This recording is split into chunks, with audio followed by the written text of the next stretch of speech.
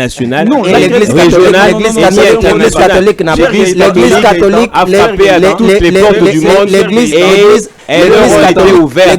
Aucune porte du monde n'a été fermée à l'Église catholique. Est-ce que les confessions religieuses, nos confessions religieuses autres là peuvent frapper à la porte de Washington, frapper à la porte de la France? On peut leur ouvrir sur sa réflexion. Ça manque de crédibilité, mon frère. Non, mais vous parlez de la crédibilité. Vous parlez de la crédibilité quant à la démarche menée par l'Église catholique, s'il vous plaît. Mais nous savons qu'il y a eu des révélations.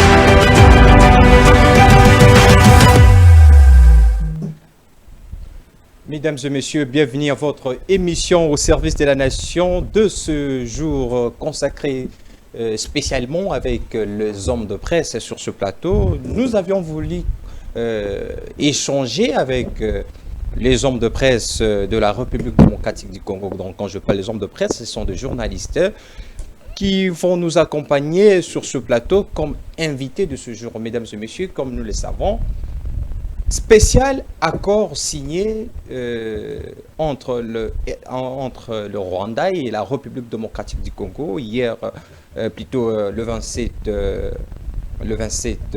juin 2025 à Washington, où la RDC a signé un accord de paix avec le Rwanda, et cette question nous a intéressés pour convier les hommes de presse pour décrypter, les journalistes qui savent mieux décrypter l'information, parce que ce sont eux qui s'en de l'information en tout moment. Nous avions voulu faire le décryptage de ce sujet, de cette thématique, parce que nous avions vu, après la signature de cet accord, le président Zelensky a félicité, a profité aussi de faire une plaidoyer aux États-Unis pour l'insécurité qui sévit dans son pays, mais aussi nous avions vu la France qui depuis ces temps où les Congolais disent qu'il est parmi les acteurs qui alimentent cette guerre dans l'Est de la République démocratique du Congo, parce qu'il soutient farouchement le Rwanda. Et on a vu, après la signature de cet accord, Emmanuel Macron lui-même avait pris un tweet félicitant cet accord, où il a dit qu'il va s'y mettre là pour que tout ce qui était dit à Washington soit respecté. Est-ce que ce n'était pas la poule escampée? Plutôt, est-ce que ce n'était pas les dindons de la farce? Ou soit ce n'est pas... ou soit c'est une manière aussi de maquiller ce qui s'est passé hier au niveau de Washington. Mesdames et messieurs, sur ce plateau, comme nous avions annoncé, nous avons 3 invités qui se sont présentés, contrairement à ce que nous avions publié avant, on devait avoir 4 invités sur ce plateau, mais d'emblée, un est tombé malade, où nous souhaitons bon rétablissement à M. Désiré, qui est présentement au lit de l'hôpital, qui devait être avec nous sur ce plateau. Voilà, avec les 3 invités qui vont répondre aux questions du journaliste Elias Lokesso ce soir, et ce matin plutôt, pour décrypter l'accord signé hier à Washington. À ma gauche, j'ai 2 invités. Il s'agit de M. Gaëtan Koubaburondi, journaliste de Télé 50, mais aussi M. Guillaume, qui est le secrétaire de rédaction au niveau de Bossolona Politique. Avec eux, nous allons échanger ce sujet précité, mais aussi faire un bref bilan sur les inannées du gouvernement Judith Soumina, où ça fait pratiquement une année, quelques jours, que ce gouvernement est aux affaires. 3e invité, nous avons M. Pierrot Elameji, ancien journaliste de la radio Okapi. Il a travaillé dans cette radio onusienne pendant 17 ans. Il vient de faire sa démission. Il n'y a pas longtemps, ça fait une année ou quelques mois qu'il a démissionné à la radio Okapi. Présentement, on le reconnaît comme journaliste indépendant, mais aussi c'est un écrivain. Il a pas mal de des livres dans son actif, mesdames et messieurs, avec ces 3 invités que nous allons échanger sur ce plateau de ce jour. Bonjour et bienvenue à votre émission au service de la nation. Je reçois pour vous, messieurs Pierrot et Laméji. Je vous prie de l'accueillir, de vous l'accueillir comme vous avez toujours l'habitude d'accueillir nos invités. Je reçois pour vous, messieurs Pierrot et Laméji, à qui nous disons bonjour et bienvenue. Bonjour, cher Elias. Merci beaucoup pour l'invitation. C'est une opportunité. Et je profite aussi pour saluer des millions de téléspectateurs qui suivent la chaîne et votre émission. Et retrouver le plateau ou le micro, c'est vraiment un plaisir. En tout cas, merci. C'est votre toute première fois d'être ici. Oh, oui, c'est la première fois. Mais il y a quelques 2, 3, 4 ans que j'étais presque en train d'arpenter les plateaux de télé pour parler de mes livres, de mes projets en tant que formateur. Mais je rappelle quand même qu'avant la radio, j'ai commencé ma carrière à la télévision, c'était en 99, 99 je crois. À la Radio Capi, vous étiez dans quel programme? Radio Capi, j'étais presque partout. Mais j'étais plus connu avec le magazine Parole aux auditeurs, que j'ai participé à la conception, à la production de cette émission. Vous avez à la conception de l'émission, Parole aux auditeurs. Oui. Parmi les personnes rares qui sont restées avec l'émission, j'étais là. J'ai participé à la toute première émission, comme on dit, le numéro 0. En tout cas. Voilà. Et je suis resté à Parole aux auditeurs pendant 15 ans. Okay. Et au 15e anniversaire des Paroles aux auditeurs, je me suis dit, bon, je devais quand même rester à la radio, mais faire autre chose. Et c'est comme ça que j'ai pu partir à la rédaction, où j'ai terminé les 2 dernières années comme coordonnateur des informations, ce qu'on peut dire le rédacteur en chef adjoint. Rédacteur en chef adjoint, okay. Et je suis rentré encore à Parole aux auditeurs pour quelques mois avant que je puisse dire au revoir à la Radio Capi. Mais je disais tout à l'heure que pour la télé, j'ai commencé d'ailleurs à la télé parce qu'en 99, quand j'ai commencé, c'était avec Antenne A. Antenne A, non, pas ici, à Chikapa. Antenne A il y avait Antenne A Kinshasa, à Mbujimaï, à Matadi, à Chikapa. Et nous, on était de la rédaction de Chikapa pendant presque 1 année. Et quand ça a fermé, et c'est comme ça que j'ai pu aller à la radio. Et puis j'ai commencé. Donc vous avez commencé la radio au niveau de Chikapa? La télévision. J'ai commencé à la télévision d'abord. Et la radio Capi? Non, Radio Capi, j'ai commencé à Kananga. À Kananga. J'ai commencé à Kananga en 2006, quand on recrutait les journalistes pour la couverture des élections, les premières élections. C'est comme ça que j'ai été recruté d'abord sous contrat avec la Fondation Hirondelle. Et puis après, j'ai pu rejoindre Kinshasa pour le journal Chiluba. D'abord, c'est pour ça que je suis venu à Kinshasa, pour m'occuper du journal Chiluba. Et puis après, j'ai pu naviguer dans tous les couloirs des Radio Capi jusqu'à ce que j'ai décidé de quitter. Merci beaucoup pour cette brève présentation, parce que 17 ans, vous n'allez pas le présenter en 1 minute, c'était une Oui, brève... mais là c'est 17 ans, c'est pour Radio Capi, mais l'ensemble de ma carrière c'est 24 ans. 24 ans. J'avais décidé de quitter le journalisme à 20 ans de carrière. J'ai dû quand même voler un peu 4 ans à cause de la peur, hein, de dire, mais quand tu quittes Radio Capi, qu'est-ce que tu deviens? Tu vois, tu démissionnes, c'est la mort. Moi, je ne suis pas mort. Ah, merci. Merci beaucoup. Nous accueillons aussi sur ce plateau, à ma droite, M. Gaëtan Kouba-Bourondi, journaliste célèbre, célèbre journaliste. Et on me dit toujours, l'émission que j'avais faite avec lui, la Fondation, me dit, mais il prononce très bien le mot. Hein, il a une très bonne prosodie. Vous devez toujours l'inviter. Voilà, il est là. Et je reçois pour vous, M. Gaëtan. Bonjour. Bonjour, Elias.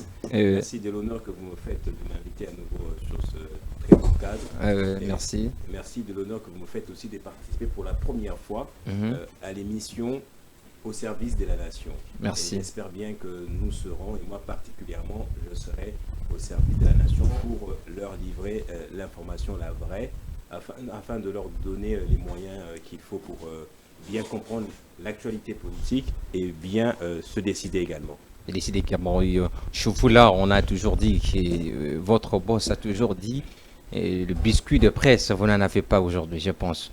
Il y a rien à décrier qui est hors sujet de l'émission.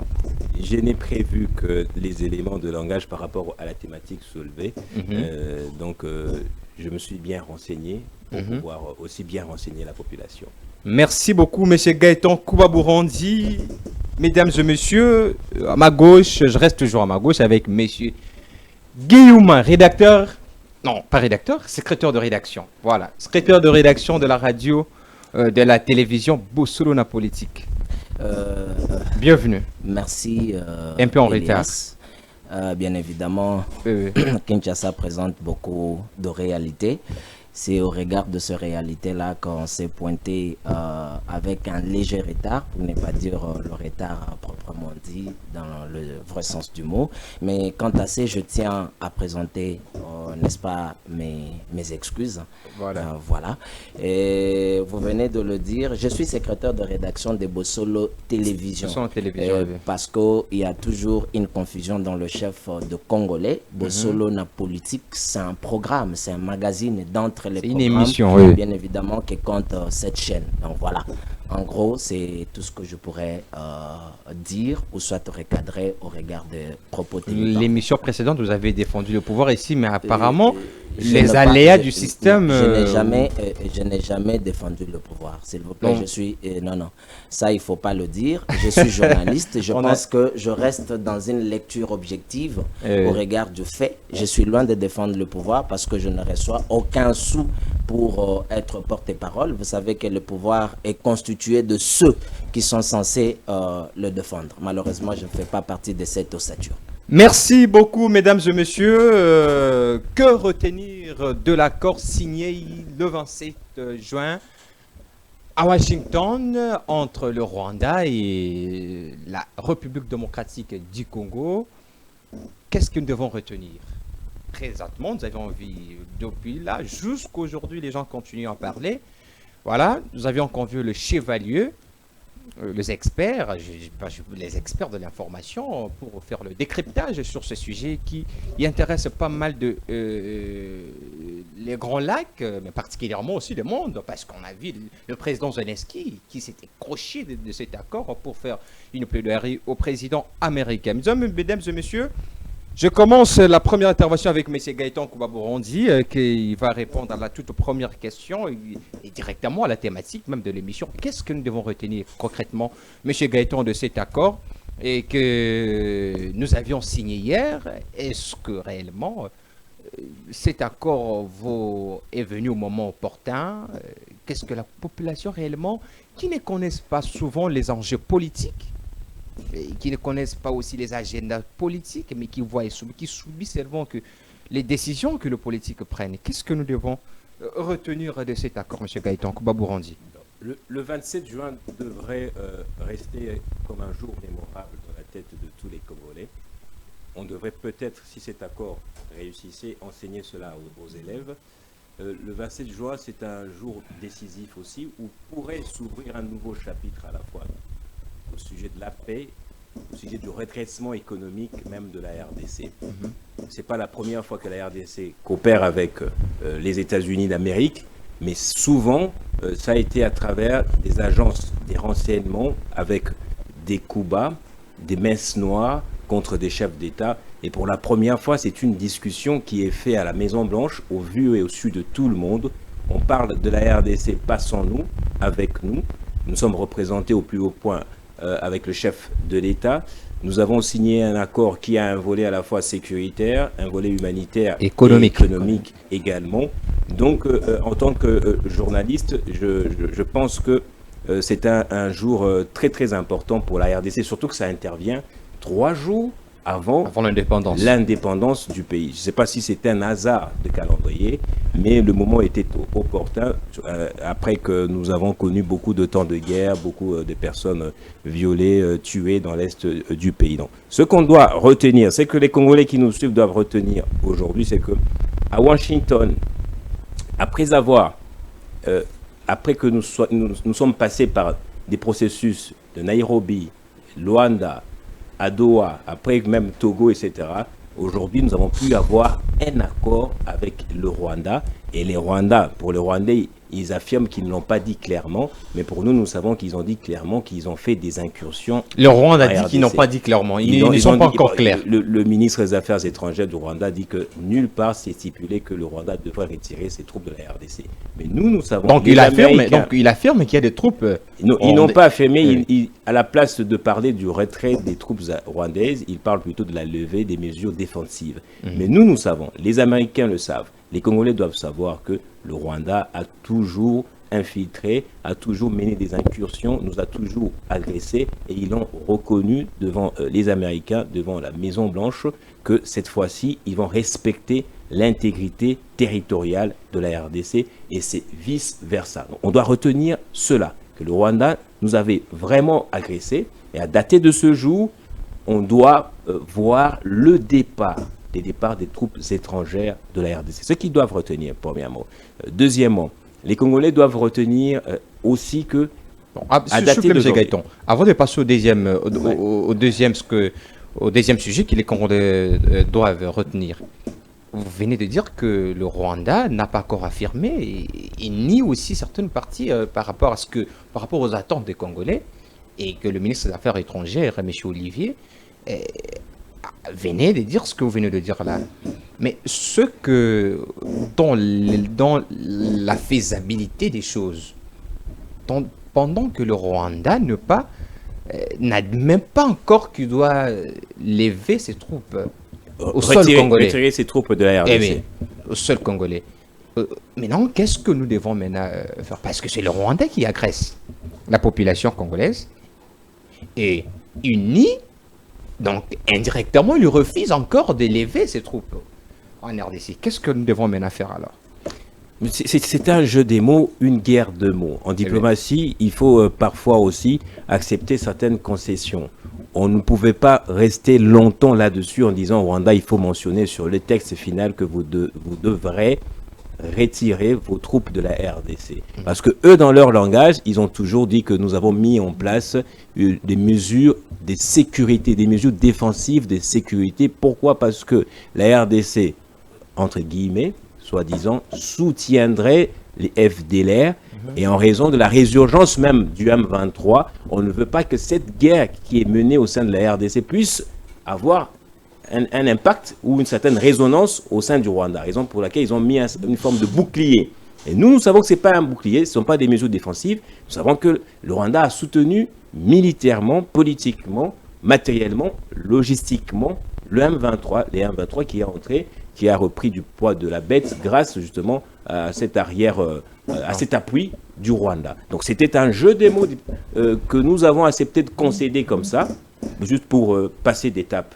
Mais nous savons que le Rwanda va retirer ses troupes puisqu'ils l'ont affirmé dans cet accord de paix. Deuxième, ce qu'ils doivent retenir également que la question du désarmement des groupes armés, puisque le volet économique a un lien intrinsèque avec la création, la floraison même des groupes armés. Ces groupes armés sont créés à la fois par les Rwandais, par les Congolais même aussi, en raison des intérêts économiques et miniers dans l'est du pays. Donc, à partir d'aujourd'hui, nous sommes résolus de pouvoir sécuriser toute la chaîne d'approvisionnement de nos minéraux à travers un partage équitable, équilibré de la rente minière, etc. Donc, il faudra commencer par désarmer tous les groupes armés, notamment le M23 et d'autres qui ne sont pas cités. Ça se fera peut-être à travers d'autres processus de Luanda. Puisque les investisseurs étrangers pourraient venir. Entre-temps, nous aussi avec les pays voisins, on va discuter sur comment partager ou avoir une prospérité régionale grâce aux ressources naturelles de la RDC. On devra mettre un accent sur l'éradication de ce groupes armés, soit pour renvoyer ces gens chez eux, soit pour une intégration conditionnelle. Intégration conditionnelle au cas par cas des militaires qui seront justement démobilisés dans les groupes armés. Donc ce qu'on doit retenir, d'après moi, ce sont ces trois volets-là. Il y a le volet sécuritaire, premièrement, le retrait du Rwanda de la RDC. Il y a le volet désarmement des groupes armés. Et puis il y a le volet économique avec ce qu'on appelle le partage de la prospérité régionale. Merci beaucoup, M. Gaëtan, pour votre intervention. Je remets la parole directement à M. Pierrot Ilameji, et puis je vais la remettre à M. Guy. Nous avions suivi très bien hier, ou jusque maintenant, la toile est enflammée par de réactions, de diverses réactions de personnalités politiques. Notamment, je vis un ancien candidat à la présidence ici, Daniel Shekomba, qui a parlé que ce qu'il a attendu de cet accord, c'est le business. Est-ce que nous pouvons dire que, parce qu'il y a pas mal aussi des réactions sur cet angle des choses, que c'est le business qui... On a parlé plus du business que de la sécurité de la RDC. Partagez-vous un peu cet avis, monsieur Pierrot Ilameji. Merci beaucoup, cher Elias. D'abord, je salue vraiment ce que le confrère Gaëtan disait tout à l'heure, que c'est un grand jour, le 27 juin, c'est un grand jour. Moi, particulièrement, avant de répondre à votre question, parce qu'en 2019, je sortais ce livre, Ma lettre d'amour et mon cri de cœur pour toi, mon Congo. Voilà, c'est quelque chose de grand quand je vois aujourd'hui qu'on peut parler de la fin de la guerre sur le sol congolais. Parce que vous m'avez posé la question directement sur ce que disait Daniel Shekomba, qui était l'ancien candidat à la présidence. Il y a quelques semaines, je l'ai vu à Goma. Ok. Daniel Shekomba, je crois que c'est l'informaticien, je crois. Daniel Shekomba, les candidats, ils sont courroies là. Je l'ai vu il y a quelques temps, je l'ai vu à Goma avec les M23. Mais est-ce que ça qui veut dire que sa lecture de la situation, elle va être d'abord une lecture qui peut être biaisée en fonction de sa position. Parce que le commentaire autour de cet accord se font en fonction de son camp, par exemple de sa perception, de ce qu'on estime. Mais il dit, dans cette affaire, on ne voit pas la paix, on ne voit plus les business. Mais il faut quand même rappeler que cette guerre, au-delà de toutes les considérations, la question économique a été au centre de cette guerre. Depuis plus de 20 ans, la guerre a nourri beaucoup de personnes. Que ce soit le Rwanda, il a été nourri par cette guerre. Que ce soit nous-mêmes Congolais. Mon frère disait tout à l'heure des groupes armés qui ont pullulé. Mais quand vous regardez, au-delà du fait qu'il y a des groupes armés qui se défendent, qui défendent leurs terres, mais il y a la question de l'exploitation minière aujourd'hui. Quand vous prenez le territoire de Walikale, mais on n'en parle pas assez. Tout le monde est focalisé peut-être sur Kolwezi, sur le là-bas. Mais Walikale, c'est des gisements de coltan non encore explorés, des quantités. Cela veut dire aujourd'hui, si on doit exploiter Walikale, mais c'est terrible. Quand vous prenez des sites miniers comme Bussier, comme vous prenez Rubaya, ce sont des sites d'exploitation à grande échelle de ces minéraux que tout le monde cherche. Alpha Mining, Bussier, vous parlez de ça. Exactement. Oui, voilà. Alors, ça veut dire que dans cette question, il y a la question sécuritaire, mais après tout, quand on veut la paix est suivie par le développement. Le développement, c'est une question d'argent, c'est une question d'exploitation des ressources. C'est pourquoi dans l'accord, vous voyez, la partie économique, c'est de savoir comment on peut avoir des projets communs d'intégration au niveau de la sous-région. Le président Félix Tshisekedi l'a dit au début de son mandat, quand il est allé même vers le Rwanda, il est allé vers l'Ouganda, il leur a dit, on ne va pas changer de voisins, nous allons rester voisins jusqu'éternellement. Mais comment nous pouvons faire? Qu'est-ce que nous pouvons faire ensemble? Quels sont les projets que nous pouvons mettre ensemble aujourd'hui qui peuvent profiter à toutes nos populations dans la sous-région? Nous avons quand même un pays avec 9 voisins. Et je ne vois pas une seule province de la RDC qui est pauvre par rapport à son voisin. Du nord au sud, de l'est, partout. Et regardez, aujourd'hui, on a construit une usine, n'est-ce pas, je crois, des transformations pour la fabrication des batteries avec la Zambie. Ça veut dire aujourd'hui, l'accord va vers la paix, mais il n'y a pas de paix sans développement, il n'y a pas de paix sans de grands projets économiques. Et pour moi, que l'accord soit autour de l'argent, autour des minéraux, mais c'est la finalité. C'est que si nos populations, s'il n'y a pas le bruit des bottes, n'est-ce pas, dans toute cette partie est de la RDC, il y aura quand même des entreprises qui pourront venir, qui pourront investir des capitaux, et ces capitaux vont profiter aux populations locales. Mais parce que oui. Lorsque vous parlez de bénéfices réciproques entre les États dans cet accord, mais est-ce qu'avec les accords déjà signés, bon, il y a des contrats avec beaucoup de sociétés qui investissent, qui sont installées dans l'Est de la République démocratique du Congo. Mais est-ce que le revenu de ces sociétés-là, est-ce que la RDC bénéficie réellement de ces sociétés-là? Ça ne vient pas encore empirer la situation, parce que nous avons déjà des sociétés qui œuvrent déjà en RDC, des grandes sociétés.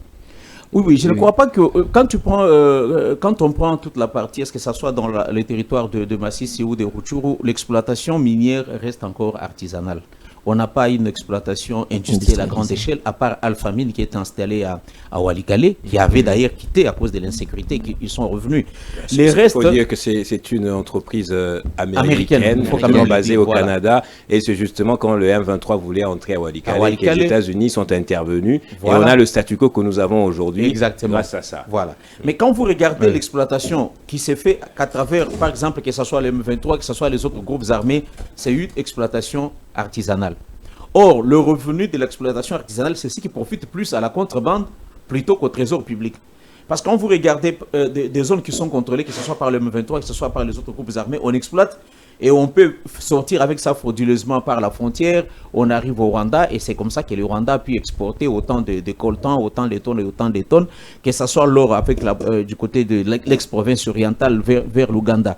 Mais si on arrive aujourd'hui à avoir un accord de paix qui soit respecté et qui est solide, la première chose, ça crée la confiance au niveau des investisseurs. Parce qu'une grande société ne peut pas venir avec des milliards pour investir dans une zone où elle a peur d'être pillée demain ou tout ça. Mais quand on stabilise la question sécuritaire, maintenant des grands capitaux, je ne parle pas des débrouillards, parce qu'il y a des entreprises débrouillards. Non, on parle des capitaux, c'est-à-dire que les gens qui sont capables. Quand vous regardez aujourd'hui, ils investissent et ils sont capables de reverser la redevance minière qui peut profiter aux ETD de pouvoir se développer, la redevance et le contrat social qui peut permettre à ce qu'on ait des infrastructures de base construites dans les zones d'exploitation, mais à condition qu'on ait des entreprises, là on parle des multinationales, c'est-à-dire qu'ils soient capables d'injecter des masses d'argent, mais pour une période de garantie. Parce qu'on ne peut pas venir, on a signé les accords, on investit aujourd'hui et dans 9 mois, l'accord est brisé. Une entreprise ne peut pas revenir. Je peux vous relancer. Alors pour terminer rapidement, pour dire rapidement, aujourd'hui l'exploitation qui se fait dans cette zone, c'est une exploitation précaire parce qu'elle est plus artisanale, elle profite à la contrebande. Et si l'accord peut permettre aujourd'hui, entre la RDC, le Rwanda, l'Ouganda, le Burundi et les autres pays qui nous entourent, d'avoir des questions de paix, des questions sécuritaires majeures avec la stabilité bien sûr de la région, on peut avoir maintenant des gros investisseurs. Et c'est avec des gros investissements qu'on peut arriver à construire des infrastructures, augmenter les budgets de l'État et reverser cet argent, que ce soit dans l'amélioration des conditions de vie des populations. Pour vos 2 minutes qui vous restent, est-ce que le Rwanda va respecter cet accord? Parce qu'il y a plusieurs accords signés avec lui. Qu'est-ce qui prouve aux Congolais, prouve aux Congolais que cet accord sera réellement accepté ou respecté par le Rwanda? Les accords, c'est d'abord quelque chose qu'on signe de bonne foi. On ne va pas vous contraindre à respecter l'accord. Dans l'accord, on n'a pas dit qu'on vous contraint, mais bon, on ne sait pas quelles sont les mesures qui peuvent venir après. Mais si vous regardez les autres accords, parce qu'on en parle, on a plus des accords qui ont été signés entre le gouvernement congolais et des fois avec le gouvernement rwandais, mais qui étaient des accords, on peut dire, un peu entre nous 200 témoins. N'est-ce pas? C'était du genre, les Rwandais sont entrés, on se tiraille, un ministre se retrouve avec le ministre rwandais, on a signé des accords. Mais ici, la particularité de cet accord du 27, c'est la portée symbolique et le lieu même de la signature de l'accord. Parce qu'il faut quand même le dire, depuis les hostilités qui ont commencé, depuis 1994, on peut dire que les troubles ont commencé dans la région, c'est pour la première fois que le Rwanda et la RDC se mettent autour de la table et autour d'un pays quand même, on parle des États-Unis d'Amérique et on parle de la Maison-Blanche. Ça s'est fait à côté. Et la portée symbolique, c'est le fait que les 2 ministres se retrouvent à côté du président américain et que le président américain prenne son stylo pour signer, pour confirmer. Et ça, c'est une portée quand même au-delà. Et maintenant, la responsabilité, elle est de part et d'autre. Nous, Congolais, nous avons notre responsabilité dans l'accord, mais le Rwanda a la plus grande responsabilité. Parce que ce n'est pas la RDC qui est partie agresser le Rwanda. Et quand le Rwanda parle de sa sécurité, je n'ai pas entendu une fois, je ne sais pas si autour de cette table, quelqu'un a déjà vu un moment où les FDLR ont fait une incursion sur un village rwandais, ils ont tué, ils ont égorgé. Je ne pense pas que ça ait déjà eu lieu. Mais au moins, le Rwanda, même comme vous l'avez dit tout à l'heure, qu'il n'accepte pas d'être sur le sol congolais, mais il ne va pas l'accepter parce qu'aucun pays ne dira que j'ai envahi. Mais nous savons que le Rwanda opère sur le sol congolais à travers le M23. Ça, au moins, on le sait. C'est la question même que nous allons prendre. Les médias l'ont confirmé, le rapport des Nations Unies, et même 2 jours, vous avez suivi le président Donald Trump, 2 jours avant la signature de l'accord, il a dit le Rwanda est entré au Congolais, ils ont mutilé, ils ont coupé les gens avec la machette, et ça, ce n'est pas bon. Ça veut dire aujourd'hui, la question de la présence rwandaise au Congo, elle n'est pas à démontrer, mais sur le plan diplomatique, mon frère l'a dit, on n'avait pas besoin de mettre là, mais quand on parle de désengagement, parce que c'est un terme juridique, quand on dit nous demandons les désengagements, ça veut dire, en fait, il y a quelqu'un qui doit se retirer. Et ce n'est pas le Congo qui va se retirer sur le sol rwandais. Si le Rwanda accepte de signer un papier dans lequel on parle de désengagement, ça veut dire, je reconnais que j'y étais, mais pour éviter des problèmes, je me retire. Mais je me retire à travers qui? C'est à travers le M23. Le 23 FC. Le Congo a toujours dit que ce n'est pas le M23 qui se bat, c'est le supplétif, ça veut dire c'est le Rwanda qui se bat à travers le M23. Ça a été démontré à la chute de Goma. Ça a été démontré par tous les rapports et ça a été démontré. Et le président Kagame lui-même a fini par dire un jour, oh non, je n'étais pas informé qu'il y avait nos militaires là-bas. Oui, mais on m'a dit, mais bon, en fait, ça veut dire ils étaient sur le sol congolais, ils y sont et on espère que, comme vous l'avez posé la question, qu'ils auront la bonne foi de pouvoir cette fois-ci respecter ces accords. Nous implorons. C'est pas une affaire. Nous implorons la bonne foi du Rwanda. Non, je ne parle pas de nous implorons, mais dans les accords, c'est la question de bonne foi. C'est-à-dire que c'est comme toi et moi, on s'est dit, bon, nous avons... Et pourquoi il n'y a pas un caractère obligatoire Pourquoi il n'y a pas un caractère obligatoire dans cet accord? Bon, le caractère obligatoire, il existe. Mais on ne peut pas dire, article 12, si quelqu'un ne respecte, voilà ce que nous allons faire. Le fait qu'on dit chaque pays prend les engagements de pouvoir respecter l'intégrité territoriale, c'est un caractère contraignant. Parce que la contrainte, elle est d'abord au niveau de la procédure. La contrainte, elle ne peut pas être sur papier, mais elle est au niveau de la procédure. C'est-à-dire que quand vous signez les accords sous l'égide d'un pays comme les États-Unis d'Amérique, c'est un poids. Vous portez quand même le poids. Parce que le monde entier dit, mais attention, mais vous allez vous mettre en guerre contre les États-Unis d'Amérique. C'est un fait psychologique. Et vous avez suivi après la déclaration du président américain, il a dit, et ça j'ai quand même aimé, il a dit, bon, si personne, tout celui qui va essayer de ne pas faire respecter cet accord, il y aura des conséquences. C'est une façon de contraindre.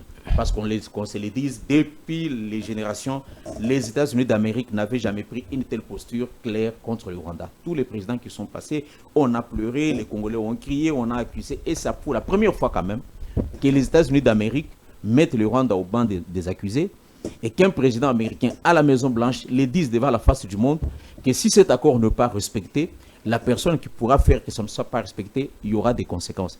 C'est une façon de mettre la pression sur les uns et les autres, le Congo, et nous souhaiterons plus que le Rwanda puisse y arriver. Mais le reste, on ne va pas spéculer sur ce qui va arriver demain parce qu'on ne sait pas comment tout ça, ça va se dérouler. Merci. Je repose la question autrement à messieurs Guillaume, le secrétaire de rédaction de Boussolo Télévision. Dans cet accord, est-ce que pour cet accord suffit seulement pour mettre fin aux hostilités dans l'Est de la République démocratique du Congo? Parce que nous continuons à perdre nos frères et sœurs. Mais est-ce que ces papiers-là suffisent seulement pour mettre fin à ce qui se passe dans l'Est?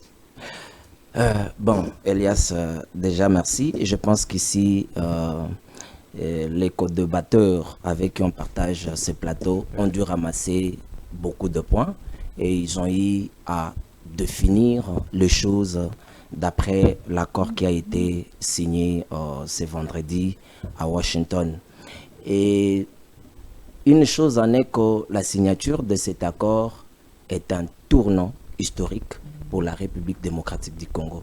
Vous êtes sans ignorer que cela fait 30 ans aujourd'hui que la partie orientale est secouée par des atrocités ou des guerres injustes qui sont, n'est-ce pas, alimentées par les multinationales. Et vous savez, je tiens ici à soulever une chose. Il s'observe un scepticisme dans le chef de certains qui pensent que cet accord n'aboutirait à rien. Pourquoi? Parce qu'il aurait cours dans le passé. Dans le passé, bien évidemment, en tenant compte des accords qui ont été signés, entre autres accords cadres d'Addis Abeba en 2013, Sun City, Kampala, pour ne citer que ces accords-là. Mais maintenant, il y a une nuance à faire quant à cet accord. Et cet accord est signé dans un contexte où le pays était occupé, plutôt une partie du pays occupée par le Rwanda, d'après le gouvernement. Parce que le M23, considéré comme une coquille vide, n'est-ce pas, mais qui trouve la vie à travers un soutien qu'il bénéficie, n'est-ce pas, de la part d'un pays voisin, pour des fins qui ne sont pas définies clairement. Bien évidemment. Mais je reviens pour vous dire une chose, cher Elias. C'est-à-dire, quand vous prenez le cas, Kinshasa n'a jamais cessé à décrier que le M23 était soutenu par le Rwanda. Ça, c'est une chose. Et le Rwanda reste campé dans sa posture de réfi. Moi, je ne soutiens pas le M23. Mon armée ne se retrouve pas sur le sol congolais, mais dans l'entretemps, vous avez Paul Kagame qui dit si on retrouve l'armée rwandaise sur le sol congolais, c'est pour la protection du Rwanda, parce que les FDLR présentent une menace à notre pays. Mais quand vous prenez les 8 points qui composent, n'est-ce pas, cet accord, vous avez, je prends le 4e point et le 5e point. Le 4e point parle de l'interdiction l'interdiction, 4e point, l'interdiction, n'est-ce pas, des hostilités. Interdiction des hostilités. Je pense que c'est le 4e point. 5e point parle de l'interdiction à soutenir, n'est-ce pas, les hostilités. 4e point parle de réfugiés, déplacés, internes et considération humaine. Attends. Oui, oui. C'est le 4e point. 4e point, oui. Interdiction des actes hostiles, je pense, c'est l'intitulé. Bon, je ne sais pas si peut-être. Bon, ça dépend comment les gens. Ça dépend. Les gens ont écrit. Et puis 5e point. Ok. 5e point. Donc là, peut-être là, vous êtes en train, n'est-ce pas, de lire le texte qui compose, n'est-ce pas, l'intitulé. Parce que je comprends. Si je me mettais à lire, il y a le parti qu'on vient de soutenir. Qu'on vienne de s'abstenir de tout acte d'agression. Donc voilà, c'est le 4e point. Alors je reviens, je ne me martèle plutôt pas là-dessus. Mais maintenant, mon problème, c'est quoi? Le scepticisme, c'est de ça que je parlais. Le scepticisme sur quoi certaines opinions congolaises s'ancrent n'a pas sa place. Pourquoi? Parce que vous avez aujourd'hui une grande puissance qui prend en main, et aussi l'attention particulière que Donald Trump, parce que c'est ce que l'opinion internationale se pose comme question principale. Pourquoi les États-Unis ont-ils pris en main plutôt cette affaire et l'implication directe de Donald Trump? Parce que vous savez que Donald Trump, lors de la prestation de serment, a dit qu'il faisait de la paix son cheval de bataille, c'est-à-dire la paix à travers le monde. Mais l'intervention des États-Unis, n'est-ce pas, dans le conflit Iran-Israël, avait encore suscité certaines négativités dans le chef de l'opinion internationale. Et aujourd'hui, Donald Trump dit « Je suis venu, j'ai trouvé ces conflits qui datent de 30 ans. Personne n'a pris le courage de pouvoir s'impliquer pour y mettre fin. Mais j'ai mis fin à ces conflits. D'où je mérite le prix Nobel. Vous voyez que le président américain se félicite même des efforts que les États-Unis ont engagés en réunissant, permettez-moi de finir d'abord ma phrase, en mettant les deux pays Parce que ici, j'ai entendu, lorsque tu étais en train de poser des questions à Pierrot Elamenji, tu lui demandes... tu le dis, mais écoutez, est-ce que ces simples papiers peut, n'est-ce pas, justifier le fait que sa signature va permettre à ce que la paix soit retrouvée dans la partie orientale. Mais s'il vous plaît, les accords sont signés après de longues discussions. Et dans les accords, vous avez le caractère, les accords portent un caractère de concession. C'est-à-dire les deux parties se mettent d'accord après de longues discussions. Aujourd'hui, si le Rwanda n'arrivait pas à observer ou soit à respecter tout ce qui constitue cet accord, Donald Trump l'a dit, il a été clair. Il dit, tout celui qui ne respectera pas cet accord, il retrouvera les États-Unis sur son chemin. Donc, c'est une menace, c'est une pression. Donc, c'est le caractère contraignant de cet accord. Et si... Par exemple, les gens se mettaient à dire, mais l'accord de Sand City a accouché d'une souris, voilà, et ceci, cela. Donc, les gens sont libres de le dire. Mais attendons voir ce que cela va produire sur terrain, parce que les États-Unis, derrière cet accord, plutôt protègent leurs intérêts. Tout ce que les deux parties ont convenu. Les intérêts plus avec le Rwanda. Parce que les États-Unis a plus de deals avec le Rwanda que la République démocratique du Congo. Donc, il protège. Si peut-être il a pris des vents de cette affaire, et peut-être pour protéger ses intérêts avec le Rwanda, qui est déjà menacé en République démocratique du Congo. Voilà, on ne peut pas se dire qu'aujourd'hui, Donald Trump a vu que ses intérêts sont menacés par la RDC et qu'il doit se porter, il doit déjà être visible pour protéger ses intérêts. Et ces deals avec le Rwanda, est-ce qu'il les protège indirectement? Je ne pense pas que dans le contexte de cet accord, que l'on ne puisse aborder une question eu égard de la question me posée. Donc, ici, Donald Trump n'est pas en train, parce que Gaëtan l'a dit, cet accord axe sur la sécurité, l'économie, voyez-vous, et sur le plan économique, les États-Unis ont eu des engagements avec la République démocratique du Congo. Donc la République démocratique du Congo a réservé une portion aux États-Unis. Et avec le Rwanda, le Rwanda a aussi réservé une portion aux États-Unis. Mais maintenant, nous sommes dans le contexte où, pour que les États-Unis arrivent à opérer d'après les discussions économiques qu'il y a eu, les intérêts qui sont aux siennes, n'est-ce pas, quant à l'exploitation de nos minéraux, parce qu'il ne faudrait pas que l'on se casse, que l'on se fasse, on se cache plutôt la face, permettez-moi la tautologie. Les États-Unis ont eu, n'est-ce pas, à accrocher un accord avec la République démocratique du Congo sur l'exploitation de minéraux.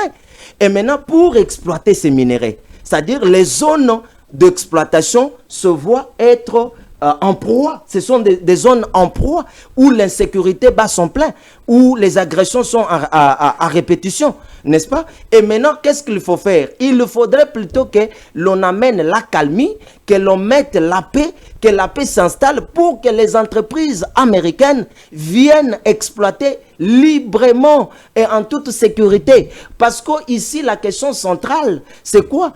La RDC a été vendue jadis naguère comme étant un pays de guerre, un pays d'insécurité, n'est-ce pas? Ok, aucun investisseur, Pierrot Elamenji l'a dit, aucun investisseur ne peut prendre le risque d'amener ses fonds pour investir dans un environnement pollué. C'est-à-dire il va perdre. On n'investit pas dans un environnement pollué. D'où l'environnement doit être sain. Et l'assainissement de l'environnement, quant au cas... au cas actuel, c'est-à-dire, bien évidemment, c'est-à-dire qu'il faudrait que le pays soupçonné d'être derrière toutes les agressions, toute l'insécurité qui secoue la partie orientale, soit plutôt converge avec le pays qui l'acquise et qui trouve des concessions pour mettre fin à ces hostilités et à tout ce qui est à la base de cette insécurité qui a duré aujourd'hui 30 ans. Merci beaucoup, M. Gaëtan. On parle de l'accord signé hier. Il y a une partie où, je vais lire la partie de cet accord, où on dit fin du soutien étatique aux groupes armés, 2 points. La fin, vous voulez dire. Mais oui, fin du soutien étatique aux groupes armés, 2 points. Le parti cesse immédiatement et sans condition tout soutien d'État aux groupes armés non étatiques, sauf dans la mesure où cela est nécessaire pour faciliter la mise en œuvre du présent accord.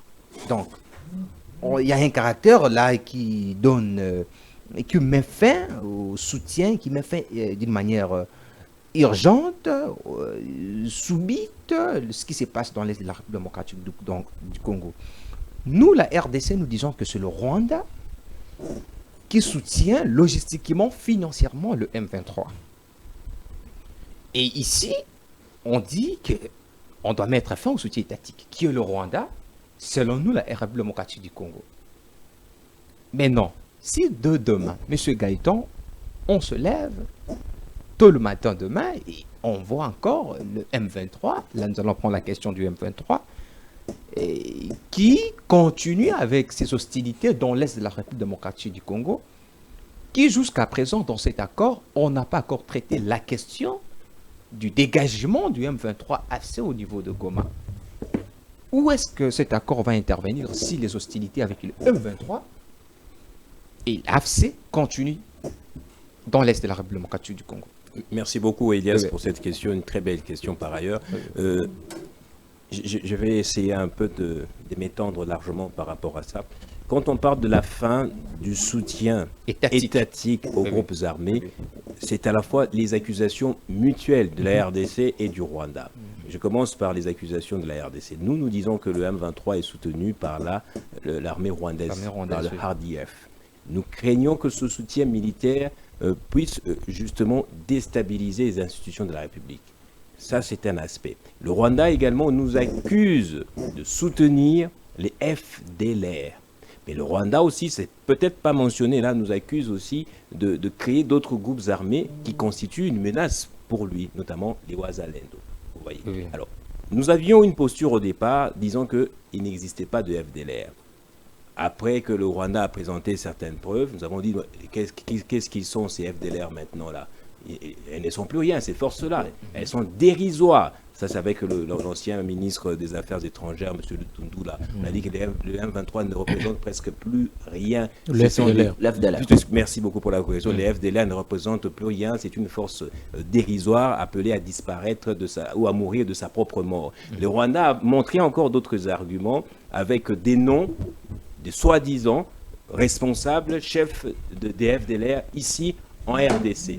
Alors, depuis que le M23 a occupé ou occupe nos partis, quelques territoires de la RDC, je ne sais pas si c'est quelque chose qui a été manœuvré, mais vous êtes quelqu'un qui est sur le terrain. Le Rwanda a même présenté des FDLR qui ont été capturés par le M23 et rapatriés aujourd'hui. Si vous regardez, vous lisez bien l'actualité, ils ont montré un camp où ils sont en train de réintégrer ces FDLR. Alors, quand vous allez avec ces éléments à la Maison-Blanche, vous le montrez aux Américains, on vous croit sur parole.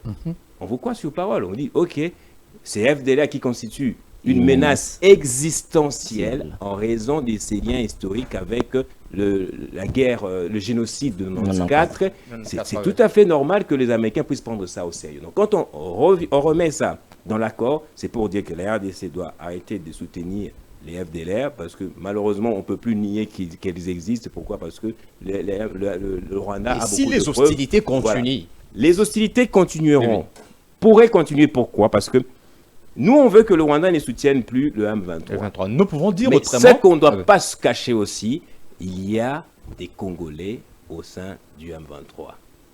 Le soutien militaire du Rwanda au M23 constitue aussi une menace, pas existentielle de la RDC, mais une menace particulièrement pour le pouvoir. Parce que sans ce soutien-là, le M23 ne peut plus vraiment être un danger pour le pouvoir de Kinshasa. notre armée peut bien les anéantir. Est-ce que c'est le Rwanda seulement qui est le partenaire du M23? Bien sûr. C'est le grand partenaire. En tout cas, si les choses avaient continué telles qu'elles étaient après l'occupation de on a dit Goma, aussi Tanzanie, la Tanzanie où ça a commencé. Il serait arrivé peut-être beaucoup plus loin. Kisangani, ils auraient pris beaucoup d'autres territoires. Ils auraient eu un gain territorial très important. Donc, on veut couper ce lien-là d'abord, et ensuite, s'il y a des Congolais, l'accord le dit aussi bien, l'affaire concernant le M23 va être débattue à Doha, ou pourquoi pas dans d'autres mécanismes et processus régionaux. Donc le Rwanda peut bien arrêter de soutenir le M23, mais le M23 va continuer à exister. Pourquoi? Parce qu'ils vont vous dire il y a des Congolais d'origine, il y a des Congolais Tutsis. Conflit interne. Ça va rester encore comme une affaire congolo-congolaise. Et, oui. Et alors nous pouvons affirmer que le M23 c'est le FDLR. Si, partant de votre intervention, nous pouvons affirmer aujourd'hui que le M23, c'est le FDLR du Rwanda. Le M23, c'est les FDLR. Non. Je vous présente un peu le tableau. Les FDLR, d'après le raisonnement, l'imaginaire rwandais, les FDLR sont à Kinshasa pour constituer une base arrière afin un jour de retourner au Rwanda justement pour reprendre le pouvoir qui leur avait été volé par le FDR, le Tutsi, etc. Je ne veux pas rentrer dans les Tutsi ou tout pour ne pas exagérer, c'est trop sensible, etc. Alors donc ils sont là, on va rentrer dans l'opération turquoise. Elles sont là en tant que force justement, malgré les années, bien qu'ils aient fait plus de 30 années, elles sont là toujours en train de manigancer, de réfléchir à comment rentrer parce que il faut le dire, les Tutsi, les FPR, le Paul Kagame et les autres avaient fait beaucoup d'années dehors avant de rentrer au Rwanda. Ils étaient où? En Ouganda, aux États-Unis, notamment, au Burundi aussi. Ils ont fait plus de 30 années aussi. Donc pour eux, même si on vient de dire que les FDLR ont fait plus de 30 ans, d'anciens révolutionnaires là sont déjà décédés, ils ne vous croiraient pas. Parce que Paul Kagame était jeune. Quand il est né, il se retrouvait en dehors de son pays. Pourquoi? Parce qu'il y a des gens là-bas qui vous ont chassé. Ils sont restés là, ils ont planifié, ils ont peaufiné leur plan pour rentrer, coûte que coûte, tôt ou tard. Vous voyez. Donc, pour le Rwandais, nous avons les FRDC et nous avons aussi les FDLR. Ils collaborent justement pour venir déstabiliser le Rwanda. Et le Rwanda, lui, soutient militairement le M23, qui est comme une sorte de bouclier, des boucliers pour ne pas que les FDLR puissent franchir et rentrer au sein du Rwanda. C'est comme ça les raisonnements simples, si je peux vous aider à comprendre. Le M23, ce n'est pas les FDLR. Le FDLR, c'est une force rwandaise qui veut retourner au Rwanda. Donc, directement, si on coupe le cordon ombilical avec le soutien rwandais, le Rwanda met fin à son soutien au M23 directement, le M23 va disparaître. Non, comme je l'ai dit, si le Rwanda arrête de soutenir à la fois en termes des hommes, parce qu'il y a des hommes, il y a des RDF qui sont là en tenue militaire congolais. S'ils arrêtent, s'ils les retirent, le M23 aura quand même quelques soldats. Monsieur Pierrot ne va pas me contredire. Il y a quand même quelques militaires qui sont véritablement des gens du M23. Ils ont recruté entre-temps. Oui, le M23. Le M23 a des Congolais, ils vont aller où? Des vrais Congolais qui habitent ici à Matadi, qui habitent à Kinshasa, qui habitent, voilà, les M23, si vous voulez, on met même l'AFC à l'intérieur aussi. Ils ont des Congolais qui sont des Congolais dont on ne peut pas douter de leur origine, de leur nationalité. Vous voyez. Ils seront là, ils sont une force, mais ce sera une force qui sera un peu dépouillée d'un soutien important. Mais le M23 va toujours rester. Et si on s'entête à ne pas considérer leurs revendications, est-ce que nous ne pouvons pas... Ça va exacerber encore la crise et le Rwanda va encore une fois de plus remettre ces mesures défensives parce que le Rwanda ne veut pas d'une guerre proche de ses frontières. Pourquoi? Parce que ça risque de permettre... Est-ce que nous n'avons pas peur que après la coupure de... L'arrêt. Non, peut-être la coupure du soutien rwandais au FDLR, plutôt au M23FC, le M23FC n'aura pas encore un autre partenaire important comme le Rwanda.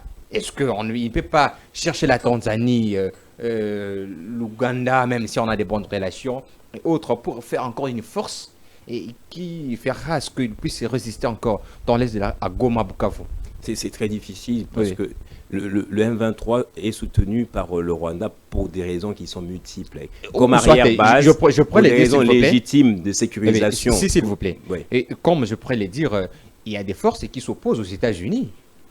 Toutes les forces ne sont pas pour avec la politique de Trump, les forces internationales. Alors, est-ce qu'une autre force internationale ne peut pas dire, OK, maintenant la RDC est avec le Rwanda coupe le soutien au M23 AFC, maintenant nous allons appuyer le M23 pour que le M23 demeure là-bas au niveau de Goma et plutôt que ses objectifs atterrissent à son bon port. Alors écoutez, je vais peut-être répondre autrement. Le Rwanda peut peut-être couper ou arrêter un soutien militaire au M23, mais le soutien politique ne s'arrêtera pas. Parce que même quand le M23 viendra discuter avec Kinshasa, il y aura toujours un lien politique. Le Rwanda voudra bien savoir de quoi vous discutez. Le Rwanda voudra encore qu'il y ait une intégration des M23 au sein de notre armée, qui vont être à la fois des taupes, des mouchards, c'est de l'infiltration. J'essaie de réfléchir comme vous voulez m'amener à réfléchir justement. Donc, le M23 n'a pas de raison d'aller chercher d'autres soutiens militaires, parce que ces revendications sont d'abord des revendications ethniques, des revendications liées à l'existence du Rwanda. Maintenant, comment est-ce qu'on peut mettre fin à tout ça? C'est à travers cet accord notamment. Les Américains ont compris que il y a, c'est vrai, des questions de guerre, ces questions de sécurité, mais aussi si nous parvenons à mettre ensemble ces deux pays pour qu'ils co-gèrent à la fois les intérêts économiques et miniers, ils pourraient s'entendre ensemble à long terme pour qu'il n'y ait plus d'incursions des parts et d'autres. Tout le monde va se retrouver et il y aura moins de guerre. Et la guerre aussi est alimentée par les circuits miniers notamment. Alors si l'approvisionnement est bien sécurisé, d'autres groupes armés ne pourront plus surgir et les deux pays pourront quand même cohabiter pendant un moment dans la paix. Merci. Je repose autrement la question à M. Pierrot et Laméji. Est-ce que le M23 et AFC, ils ont un groupe, je pourrais dire, va s'incliner directement à cet accord? Vous voyez que non. Aujourd'hui, il y a un point qui dit que le soutien qui met fin au soutien étatique à la crise dans l'est de la République démocratique du Congo. Est-ce que réellement le M23, en voyant la dangerosité de ce qu'il recourt maintenant, il peut s'incliner facilement à cet accord? D'abord, la première chose, il fallait quand même dire qu'ici, nous avons d'abord un accord qui parle de deux États. La RDC et le Rwanda. Oui. On parle au niveau des États. Et ça, c'était le souci du président Tshisekedi. Il avait dit depuis longtemps que moi, je ne veux pas discuter avec le M23, je vais discuter avec leur maître. En principe, il avait déjà compris que le M23, c'est un groupe armé, mais qui tire sa substance du Rwanda, officiellement. Ça veut dire, pour mettre fin au M23, je souhaiterais discuter avec la personne qui soutient le M23. Et ça, c'est la première partie de l'accord. Ça, c'est un accord qui touche les deux États. Maintenant, nous avons deux problèmes internes. On avait d'abord les discussions qui avaient commencé à Nairobi avec l'ensemble des groupes armés. On en avait 160, je crois. Et comme les Congolais, nous aimons bien les discussions, quand les gens ont vu qu'il y avait des discussions et puis les gens ont multiplié les groupes armés, on est à 250, je crois, maintenant. Alors, le M23, l'AFC, ça c'est... le M23, pour le dire, il n'y a pas seulement... Quand vous prenez Bertrand Bisimwa, il n'est pas d'origine, je ne sais pas, de Massissi ou de Rutshuru, au plus proche du Rwanda. Il est du Sud Kivu. Ça veut dire qu'il y a des personnes au sein du M23, depuis que ça a commencé, que tous n'ont pas la même origine territoriale. Ils disent qu'ils ont leurs problèmes à eux qu'ils veulent poser. Quand bien même le soutien politique du Rwanda va continuer. C'est-à-dire que nous avons deux processus. Le processus d'État à État, maintenant le processus interne qui touche les M23 en tant que groupe armé. Parce que M23 en tant que groupe armé était invité à Nairobi. Ils étaient arrivés à Nairobi pour les discussions. Vous l'avez suivi, le président burundais l'avait dit, on était déjà dans la salle et puis après, ils ont pris le téléphone et puis ils sont sortis. C'est-à-dire qu'ils étaient déjà dans un processus de discussion avec le gouvernement congolais à travers le processus d'Nairobi avec les autres groupes armés. C'est pourquoi, si vous suivez bien dans l'accord, on parle du processus de Luanda. Ça veut dire tous les groupes armés, y compris le M23, se retrouvent avec le gouvernement dans la discussion autour de leurs revendications. Il y en a beaucoup. Il y a plus de 200 groupes armés, n'est-ce pas? Chaque groupe armé a sa revendication. Y compris le M23 aussi avec leurs revendications. Ça sont des discussions qui se tiennent à Doha, n'est-ce pas? C'est-à-dire que le M23 n'est pas signataire en tant que groupe armé de cet accord, parce que l'accord qui touche d'État à État. Mais on estime que le fait que le Rwanda puisse signer l'accord avec la RDC en prenant l'engagement de ne pas soutenir un groupe armé, automatiquement le M23 perd l'allié de taille. Maintenant, le M23, je sais qu'ils sont déjà rentrés vers le Rwanda pour leur dire, mais vous êtes partis signer les accords, mais nous, qu'est-ce que nous devenons? Qu'est-ce que nous allons maintenant faire? Comment nous allons nous orienter? Si vous suivez déjà les réactions des uns et des autres, j'ai même vu les tweets, je ne sais pas si c'est vraiment lui, le président, l'ancien président Joseph Kabila qui écrit sur les tweets. Je crois, quand vous regardez les tweets des uns et des autres, et Daniel Shekomba s'est inscrit dans cette logique où le M23 estime que ce qu'on a signé entre les Rwandais et la RDC, ça ne nous concerne pas, ce sont les États qui ont signé. Mais non, le monde des extrêmes n'existe pas. Parce que si le monde des extrêmes existait, on n'aurait pas eu cet accord entre la RDC et le Rwanda. Quand vous regardez il y a quelques mois, l'attitude du président Tshisekedi envers Paul Kagame, l'attitude de Paul Kagame c'était à couteau tiré. C'était vraiment une tension. La tension. Mais qui pouvait croire qu'au bout de quelques mois, on allait voir les Rwandais et les Congolais en train de signer un papier et se serrer la main. Ça veut dire le M23, les AFC et les autres groupes armés ont des revendications. Mais dans les discussions de Nairobi, chacun amène sur la carte ce qu'il le réclame. Et le gouvernement aussi dit, voilà, vous réclamez ça, voilà ce que nous proposons. Et je crois qu'on aura toujours un terrain d'entente. Mais parce que vous avez posé la question de savoir si l'M23 pourra avoir un autre soutien, ça c'est compliqué, parce que c'est une question d'abord des rapprochements géographiques. Pourquoi quand les gens commencent à faire la guerre, ils ne commencent pas chez eux pour ceux qui ne sont pas du Nord Kivu ou du Sud, en fait, ceux qui ne sont pas proches du Rwanda? Par exemple, si quelqu'un commence la rébellion, pourquoi il quitte de sa province pour aller vers le Rutshuru et le Masisi? C'est parce qu'il cherche le soutien qui est plus proche sur le plan géographique. C'est-à-dire qu'aujourd'hui, pour qu'une autre puissance ou un autre pays vienne soutenir le M23, il devra négocier avec le Rwanda. Ça veut dire si un autre pays dit, voilà, vous les Rwandais, vous êtes bizarres, vous avez abandonné le M23, moi je suis le M23, il va passer par où? Il va passer par le Rwanda, parce que c'est le rapprochement géographique qui peut permettre à ce que le M23 soit soutenu. Mais maintenant, est-ce que c'est une garantie automatique que les hostilités vont s'arrêter aujourd'hui et demain? Non, les affaires de guerre ne se règlent pas. C'est ça la question qui est plus même demandée. Non, ça ne se règle pas comme ça, parce que quand vous regardez, il y a encore des choses qui doivent se faire, n'est-ce pas? Ce n'est pas automatique, parce qu'il y a, on a signé les accords. Maintenant, il y a des discussions qui doivent se tenir, n'est-ce pas, qui doivent se terminer entre le M23 et les autres groupes armés avec le gouvernement. Il y a maintenant la période de cantonnement qui doit commencer. Il y a la période de passer par le processus de mobilisation, des armements, de mobilisation. C'est-à-dire qu'il y a encore autant de processus. Même l'identification de combattants étrangers, par exemple, mais on dit qu'il y a les militaires rwandais. Je crois peut-être le Rwanda dit qu'il n'y en a pas, mais bon, peut-être dans les projets, on nous dira non, voilà, on a retiré les militaires rwandais qui étaient au sein du M23. Parce que si vous acceptez les engagements des troupes, il faut quand même prouver à la face du monde qu'ils se sont retirés pour qu'on soit sûr. Ça peut être un scénario, mais ça peut être aussi réel. Qu'un jour, on va voir dans les prochains mois, non, il n'y a plus de troupes rwandais, ils sont partis. On a cantonné les M23 quelque part, on a récupéré les Ouazalais. Ça veut dire qu'en principe, il y a tout un mécanisme du désarmement, des mobilisations qui va prendre du temps. Ce n'est pas automatique.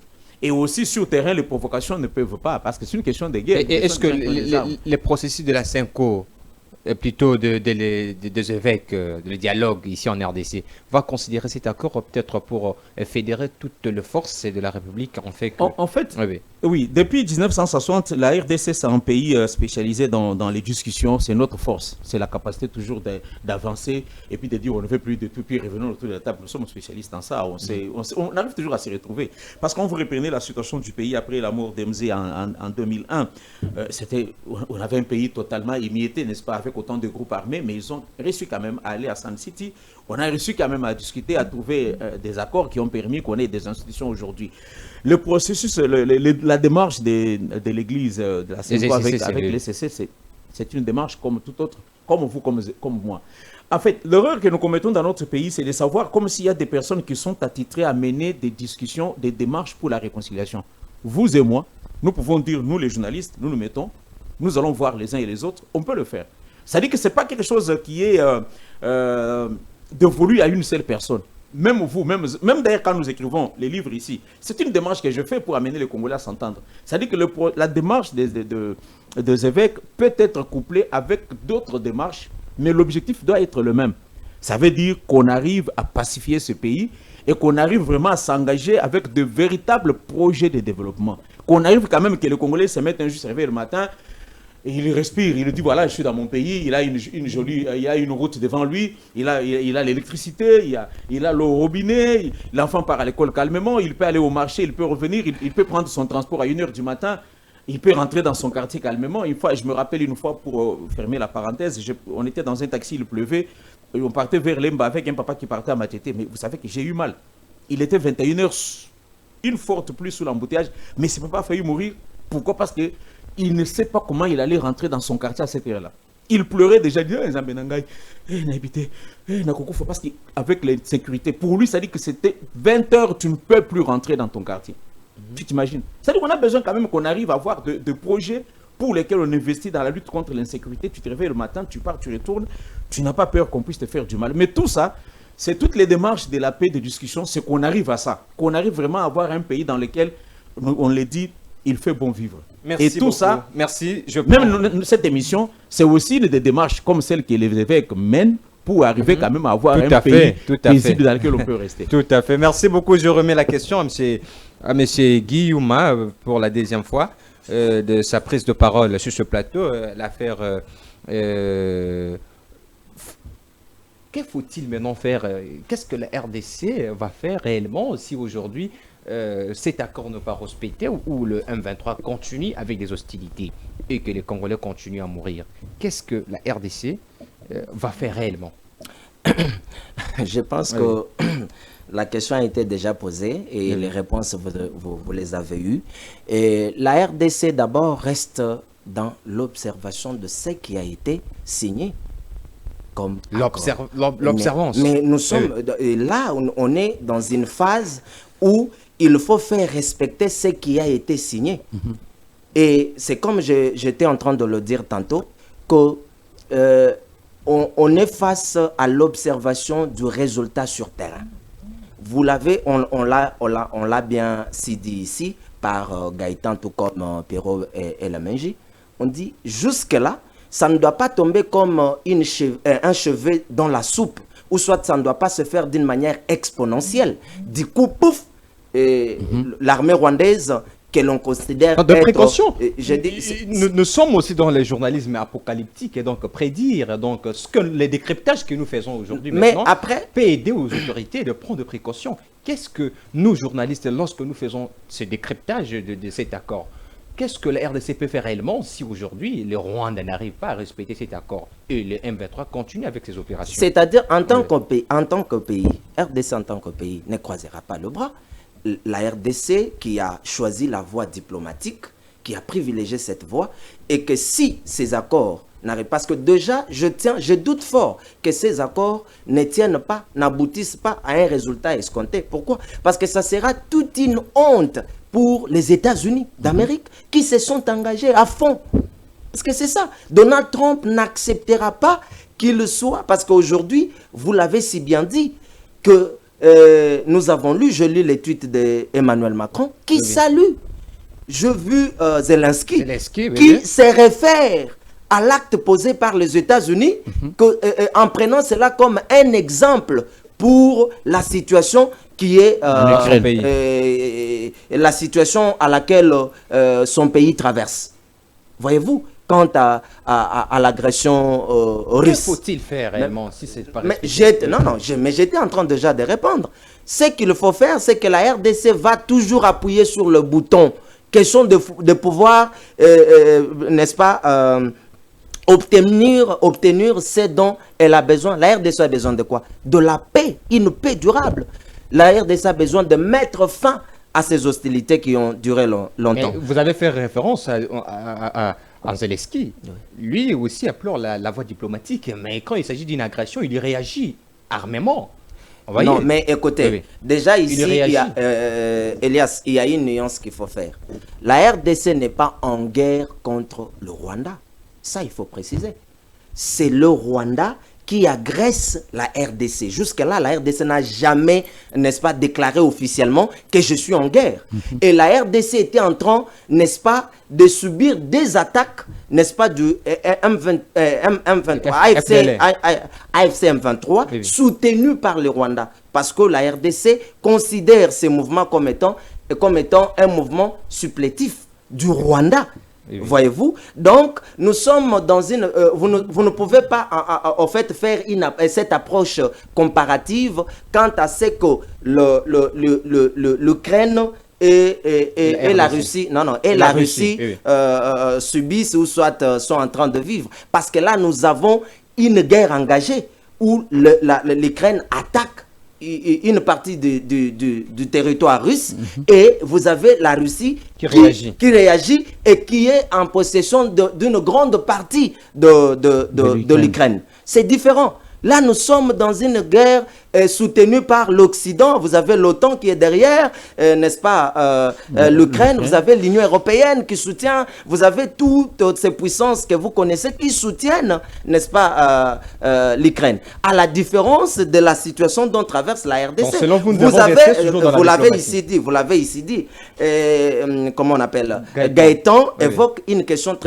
un point très pertinent en vous disant que quand bien même que la RDC, le gouvernement congolais, ne reconnaît plutôt pas l'M23, AFC M23, et qu'il voit derrière ça, derrière ces mouvements, le Rwanda. Mais au sein de ces mouvements, il y a des Congolais. Et ces Congolais sont là pourquoi? Pour donner la vie à ces mouvements-là. Ces Congolais-là revendiquent, dans leurs revendications, accusent le gouvernement de Kinshasa. Ils accusent des dictatures, de tous, et ils veulent et puis voilà, ils veulent assez que les choses soient corrigées. Et je reviens maintenant pour, quand vous dites les négociations, mais l'accord qui s'est signé, qui a été plutôt signé hier à Washington, n'est-ce pas? Cet accord n'exclut pas l'option selon laquelle les Congolais doivent se mettre à l'interne pour discuter question de pouvoir, n'est-ce pas, mettre fin aux différends et définir les choses pour une paix durable et aussi pour privilégier le développement de notre pays. C'est-à-dire, les démarches menées par la CENCO et l'ECC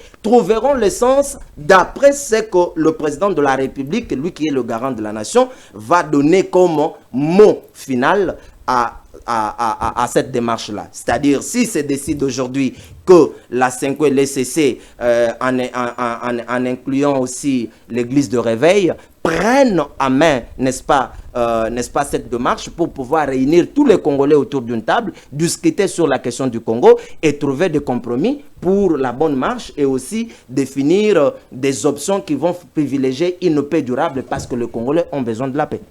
Merci beaucoup, merci. Monsieur Derrick, je ne sais pas s'il nous reste combien de minutes. 30 secondes, il y a là, merci beaucoup. J'ai peur une minute à quelqu'un pour clôturer.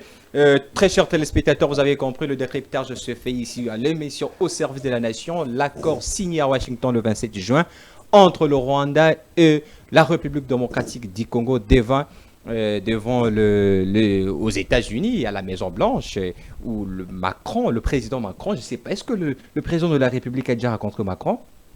A déjà rencontré plutôt Donald Trump? Non, pas encore, je ne pense pas. Je ne sais pas. Et là, nous saluons la rencontre lors du sommet multilatéral. Je pense que non, même au Vatican, ils se sont vus, mais là, on ne peut pas prendre cette rencontre comme ça. Pas de rencontre bilatérale jusque-là. Merci beaucoup pour tous ces éclaircissements. Là, c'est la toute première fois que la République démocratique du Congo entre à la Maison-Blanche et signe un accord avec, je pourrais dire, le gouvernement Tshisekedi. Pour la première fois, nous saluons vraiment la bravoure de la ministre des Affaires étrangères. Et nous excusons pour le deuxième sujet que nous avions annoncé. On devait faire un bref bilan sur le gouvernement, la gestion du gouvernement soumis pendant une année. Nous devons prendre ces sujets un peu, mais malheureusement, la question de l'accord... C'est un gouvernement marionnette, simplement. Tout est fait au niveau de la présidence. Nous allons prendre ces sujets après. On s'excuse devant le téléspectateur. Je vais donner une minute à quelqu'un pour clôturer cette émission. Je commence par M. Gaëtan Koubabourondi, qui va... la question que je vais poser directement pour balayer rapidement avec tout ce que vous avez à dire sur la démarche des évêques. Et est-ce que ça vaut la peine aujourd'hui? Aujourd'hui, la République démocratique du Congo vient d'adopter un accord important.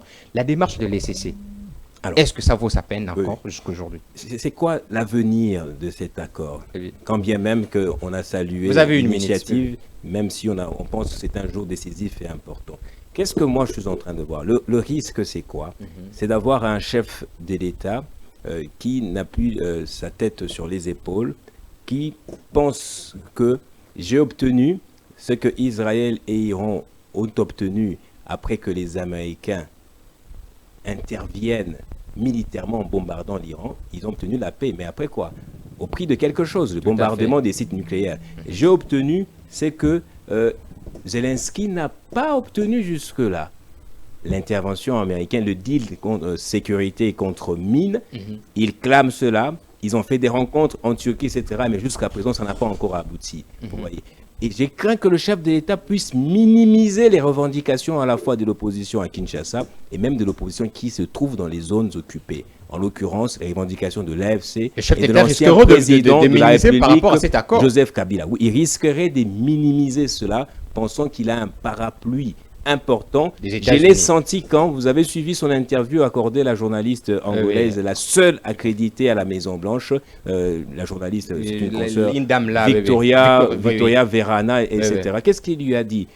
La dame lui a posé la question de savoir pourquoi est-ce que vous n'êtes pas allé régler ce problème entre Africains. Il a dit que le slogan au problème africain, solutions africaines, est un slogan creux. Il a jeté en pâture ses pairs africains. Le président il a jeté en pâture. C'est une erreur de langage très grave pour quelqu'un qui a dirigé l'Union africaine et qui était pour ce slogan-là. Il ne peut pas le faire. Je crains que le chef de l'État puisse penser que c'est lui maintenant là, le répondant ou le probable répondant américain en Afrique. C'est un rôle qui est joué par d'autres présidents maintenant là. Nous, on l'avait avec Mobutu. Ce n'est pas pour maintenant que l'on puisse, on va le récupérer. Non, c'est l'Angola maintenant au niveau de la sous-région, un peu plus de manière, en Occident ici. C'est le Rwanda à l'Orient, on va dire. C'est d'autres pays qui ont des bases militaires américaines. L'Afrique du Sud également. Ce n'est pas nous pour le moment. Donc je crains que Tshisekedi puisse monter sur ses cheveux. On sait que non. Merci, votre mot de la fin. C'est fini pour moi. Et il y a quelqu'un qui va venir changer toute la carte. Votre mot de la fin. Joseph Kabila qui va venir qui est la carte. Vous dites pardon? Je parle de Joseph Kabila qui va changer de changer toute la donne parce que on donne l'impression qu'il n'est pas là. Il n'est pas là. Pourtant, il est là. Donc, si on veut bien... Dans le plus grand danger maintenant, c'est Joseph Kabila. Je ne dis pas que c'est un danger.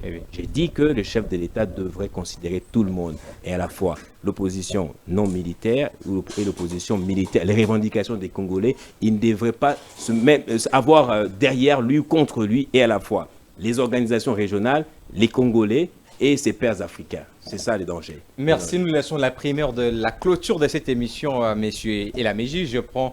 Excusez-moi, et je pense aussi que, parce qu'il faut 3 mois avant que le volet économique rentre en vigueur. C'est écrit comme ça dans l'accord. Au bout de 3 mois, on va présenter des projets, des projets infrastructurels, des projets de sécurisation, etc.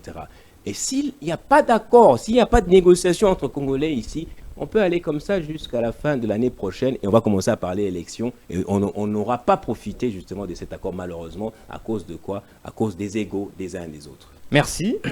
Je relance la mes questions. Nous allons prendre l'affaire du processus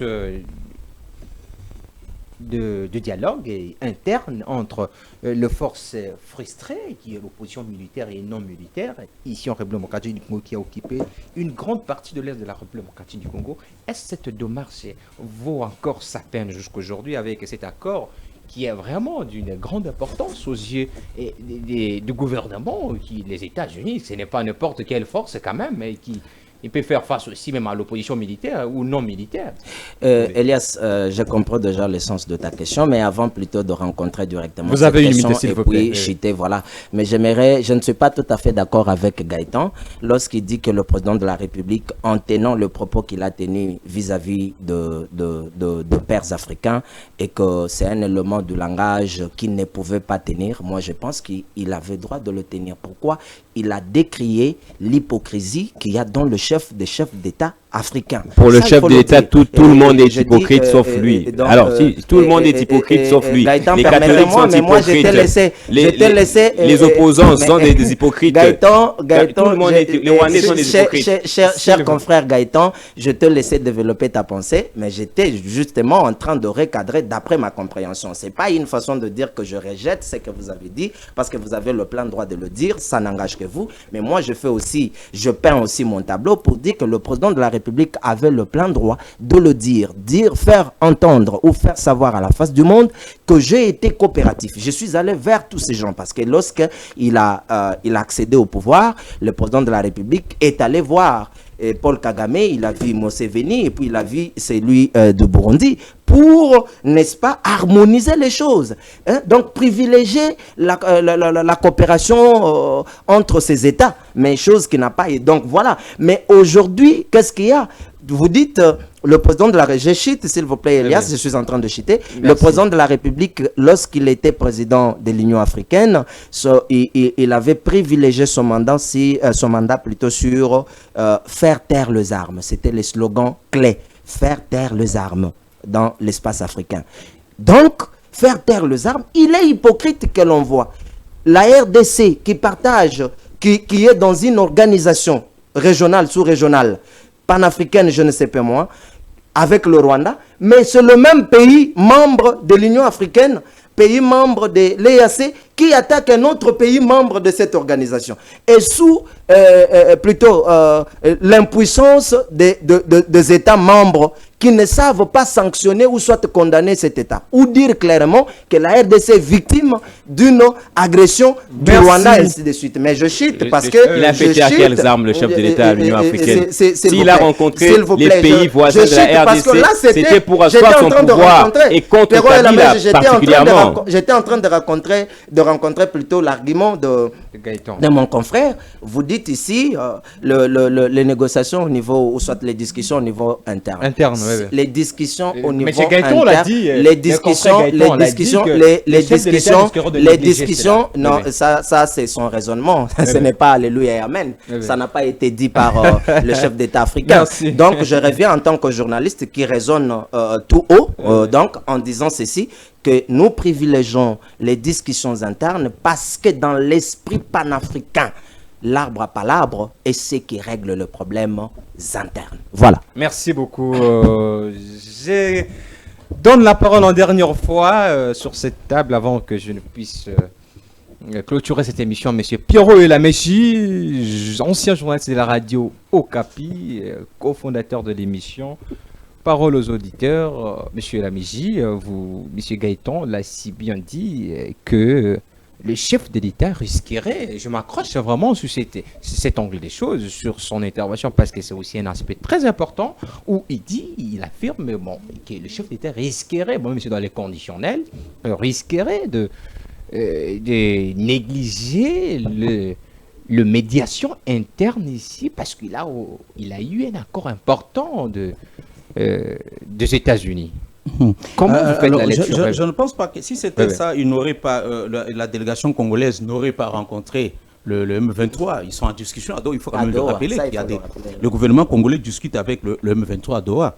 Ça veut dire que c'est en même temps que ça a discuté à Washington, en même temps ça a discuté entre les Congolais à Doha, en même temps le président a reçu les évêques et l'église SSC, il a reçu les autres églises, il leur a demandé d'harmoniser, de se mettre ensemble. Il a dilué leur mission en fait aussi. Oui, mais c'est parce que, non, mais il faut quand même qu'on le dise, mon frère Gaëtan. C'est pourquoi j'ai dit tout à l'heure, il n'y a personne à qui on a donné le monopole de faire réconcilier les Congolais. C'est ça l'erreur dans laquelle nous sommes tombés, que non, l'Église catholique, c'est lui qui a le monopole de nous faire réconcilier. Non. Et ça, c'est le piège dans lequel l'Église catholique est tombée. C'est de croire que non, voilà, c'est nous qui détenons tout le pouvoir de faire réconcilier les Congolais. C'est pourquoi je l'ai dit, vous pouvez le faire. Nous pouvons nous mettre autour de la table, nous écrivons une lettre, nous pouvons aller voir les opposants, nous, vous et moi. C'est-à-dire que la capacité de discuter des Congolais, c'est donné à tout le monde. Mais l'idée que ça là où on est tombé dans le piège, c'est de croire qu'il y a des gens qui ont le monopole d'organiser la réconciliation des Congolais. Et ça, c'est une erreur dans laquelle même l'Église elle-même est tombée. Et c'est l'erreur que l'Église a commise dans sa démarche au début, n'est-ce pas? Parce que l'Église a commis une erreur. Nous sommes en pleine guerre d'agression, n'est-ce pas? Et Goma tombe entre les mains du M23. Et vous avez certains Congolais, membres de l'Église, qui sont reçus au Rwanda, qui débarquent à Goma, qui font des photos avec le rebelle et qui vous le disent que nous avons été soutenus dans notre démarche, y compris par le Rwanda. Mais vous voulez quoi? Même si on peut dire je ne suis pas partisan, soutien... Vous voulez faire réconcilier les Congolais avec des églises, des confessions religieuses qui n'ont aucune crédibilité nationale, non, l'Église catholique n'a pas... L'Église catholique a frappé à toutes les portes du monde et elles ont été ouvertes. Aucune porte du monde n'a été fermée à l'Église catholique. Est-ce que les confessions religieuses, nos confessions religieuses autres là peuvent frapper à la porte de Washington, frapper à la porte de la France? On peut leur ouvrir sur sa réflexion. Ça manque de crédibilité, mon frère. Non, mais vous parlez de la crédibilité. Vous parlez de la crédibilité quant à la démarche menée par l'Église catholique, s'il vous plaît. Mais nous savons qu'il y a eu des révélations qui était derrière l'Église catholique. On ne sait pas le dire sur la table. Vous êtes au courant que l'Église catholique a été parrainée par Emmanuel Macron et Paul Kagame. Ok. Mais voilà. Donc voilà, ça, ce sont des révélations qu'on ne sait pas peut-être dire sur la table, mais pensez que l'Église catholique à elle seule, et c'est à elle seule qu'on peut, n'est-ce pas, attribuer, c'est-à-dire ce mandat-là ou ces pouvoirs, n'est-ce pas, faciliter à des négociations internes. Merci. La parole. Ce n'est pas considéré le rôle que jouerait la société civile. On revient à la question à laquelle je tente de répondre. On a ouvert juste une parenthèse pour les dire non. S'il n'y avait pas de discussion de Doha, on pouvait dire que la porte est fermée. Mais dès lors qu'il y a les discussions au niveau de Doha avec les M23 FC, ça veut dire qu'il y a une ouverture, n'est-ce pas, pour arriver quand même à considérer les questions de revendication interne. Si on estime que dans les prochains jours, les Congolais, nous sommes spécialistes des dialogues, aller autour de la table, parce que vous parlez du président Kabila, il a déclaré dans ses tweets qu'il est prêt à dialoguer quand il a reçu les jeunes à Bukavu. Il a dit, je suis prêt à dialoguer. Ça veut dire qu'il n'y a pas aujourd'hui quelqu'un qui a le monopole. Et c'est toujours une erreur de croire qu'il y a quelqu'un qui détient le monopole des solutions magiques pour le Congo. C'est faux. Mais parce que mon frère parlait tout à l'heure du chef de l'État avec la journaliste, il faut quand même rappeler qu'il a répondu au chef de l'État pour dire que je ne crois plus... C'est M. Gaëtan qui a parlé de la question. Oui, je ne crois plus aux solutions africaines. C'est par rapport à l'attitude. C'est l'attitude du Kenya avec William Ruto. Il faut qu'on se dise la vérité. J'étais encore aux Nations Unies à la radio Okapi, pendant que l'ancien président, comment il s'appelle, Uhuru Kenyatta, menait l'élection de Nairobi. J'étais là. Il y a des choses qu'on ne peut pas dire dans les émissions comme ça. Il était là, ancien président, qui menait les démarches pour les discussions de M23 à Nairobi. Mais quel est le rôle que William Ruto a joué alors qu'il était avec le chef de l'État au sein de l'EAC? C'est ça, cette hypocrisie-là dont il dit, mais je leur ai confié les dossiers. Tu es avec lui au même moment qu'ils sont ensemble à l'EAC. Vous parlez du Kenya et du Rwanda, vous généralisez à 54 États. Non, je ne parle pas. Quelqu'un qui a dirigé l'Union africaine, est-ce que c'est normal vraiment? Je ne parle pas. En fait, ici maintenant, nous sommes tombés dans le débat où qui soutient les Tshisekedi, qui est contre Tshisekedi. Non, nous ne sommes pas dans ce débat. Non, c'est Gaëtan qui nous amène ici. Lui nous a Gaëtan qui nous a amené dans cette affaire. Il nous a même sorti. Nous sommes tous journalistes, on fait le décryptage. Non, on est sorti. On ne débattait pas sur Tshisekedi, Kabila ou qui. Non, on débattait sur l'accord. On parle de chef de l'État. Vous nous avez posé la question. On parle de l'accord. Bon, la pertinence de l'accord. Vous nous avez demandé de chuter, de conclure. D'accord, merci. On concluait sur... Tout à fait. On était en conclure sur l'accord. Mais là, curieusement, nous sommes déjà partis en dehors de l'accord. On va recommencer une nouvelle émission sur l'Union africaine. On va reprogrammer cela. Alors, on va reprogrammer ça. Mais pour terminer, pour dire, saisissons cette occasion. Parce que quand on se réveille le matin, il n'y a pas le soleil qui s'élève sur les pro-Kabila, pro-Tshisekedi, pro-Macron, pro-Rwandais. Le soleil s'élève sur tout le monde. Et comme je le disais tout à l'heure, tout Congolais, quand il se réveille le matin, il a besoin de savoir, je suis dans un pays paisible. Et toutes les solutions, toutes les bonnes volontés, toutes les personnes qui peuvent s'impliquer aujourd'hui, y compris vous et nous, pour que nous puissions vivre ces Congos-là qu'on peut léguer à nos enfants, où on se réveille le matin, on est à l'aise. je crois que les solutions sont les bienvenues. Donnons la chance, n'est-ce pas, comme on dit, hein, à cet accord et souhaitons vraiment que les choses marchent. On doit clôturer l'émission. Merci beaucoup. Merci, c'est votre mot de la fin.